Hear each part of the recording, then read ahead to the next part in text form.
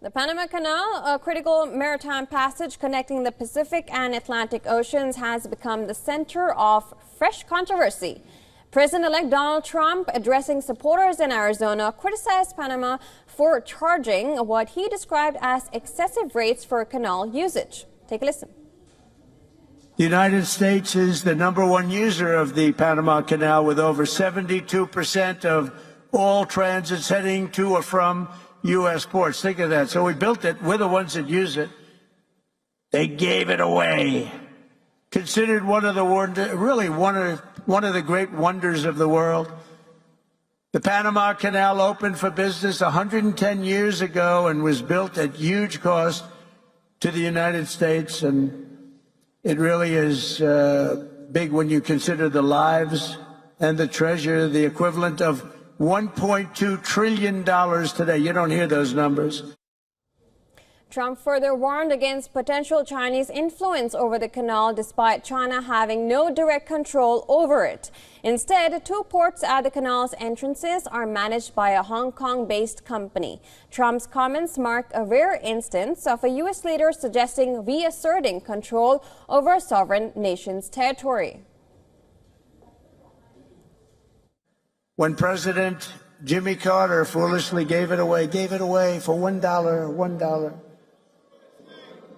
During his term in office, it was solely for Panama to manage and not for China or any other country to manage. You see what's going on there?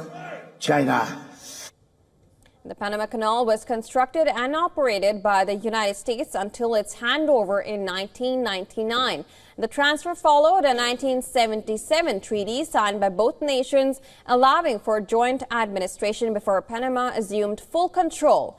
President-elect Trump's remarks have drawn swift backlash from Panamanian leaders. President Jose Raul Molino reaffirmed the country's ownership of the canal, stating on social media that Panama's sovereignty has non-negotiable.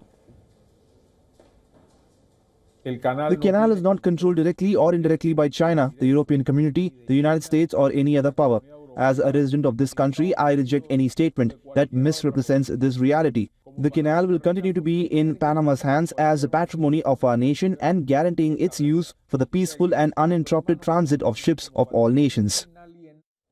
Trump's comments also highlight broader concerns over China's growing influence in global trade routes. Despite no evidence of direct control over the Panama Canal, while the Panamanian government has remained firm.